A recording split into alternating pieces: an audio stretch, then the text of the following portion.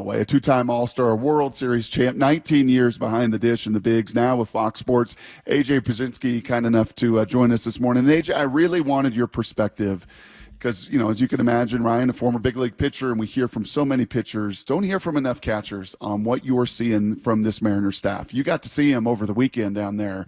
What did you see up close and personal? Logan Gilbert's going to win a Cy Young if he stays healthy at some point. Like it. He's that good. Wow. I mean, that was unbelievable what he did Saturday.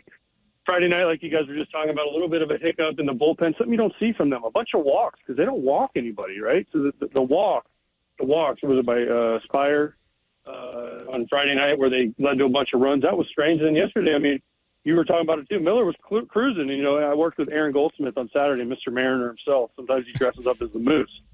And he was just talking about the streak. So I couldn't believe that the streak got ended yesterday because then all of a sudden I'm sure Aaron's phone just blew up because all the Fox people were just like, Aaron, your streak's over. So it's just domination. Their starting pitching is so darn good. They have different guys. They're all right-handed, but they're different guys. They all throw different pitches. I mean, the way Logan Gilbert was up and down and just using, the split and the sweeper/slider with the high fastball combo was just lethal. And the Astros, honestly, they just looked lost against their starters. I know they did a little bit of damage on Sunday, but other than that, they did nothing against those three starting pitchers they saw. And then you go Castillo today. Nice. It's a nice problem to have if you're Seattle.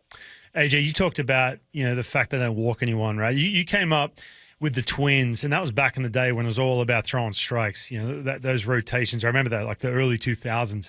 And I feel like the Mariners rotation, there's some stuff in there, don't get me wrong, but they're bringing strike throwing kind of back to being trendy, like the way you develop pitches, right? Yeah, well, they let their pitchers go deep. Imagine that, right? The pitchers go 6-7 innings. I mean, man, think about that. Think about what an advantage is for the back end of the bullpen, right? That's kind of what the Astros did for so long when their rotation was healthy.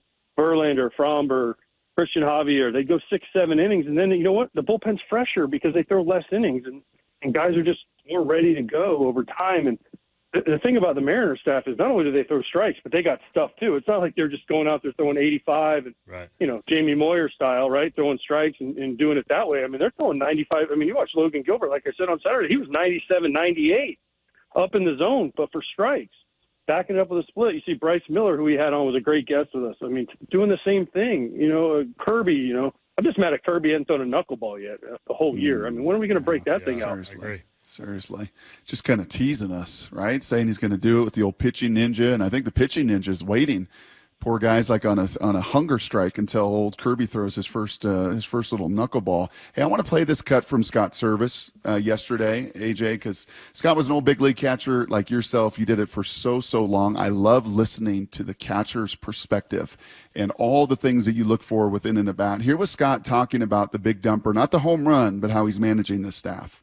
It's just he's got a belief, that we can get it done. He's done it multiple times in the big leagues, and again, he's not trying to hit home runs there. I think everybody says, just try to hit a home run. No, he's just trying to put the ball in play, and he's big, and he's strong, and he hits the ball in the air. Like I said, good things happen. So credit to him. Can't get too down in that game. Like I said, we probably should have been up 4 or 5 runs in that game. We weren't.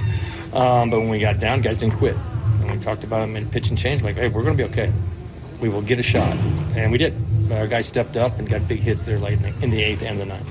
So we credit these pitchers, and they're due the credit. Their stuff is nasty. Their strike throwing's off the charts. Their numbers are ridiculous.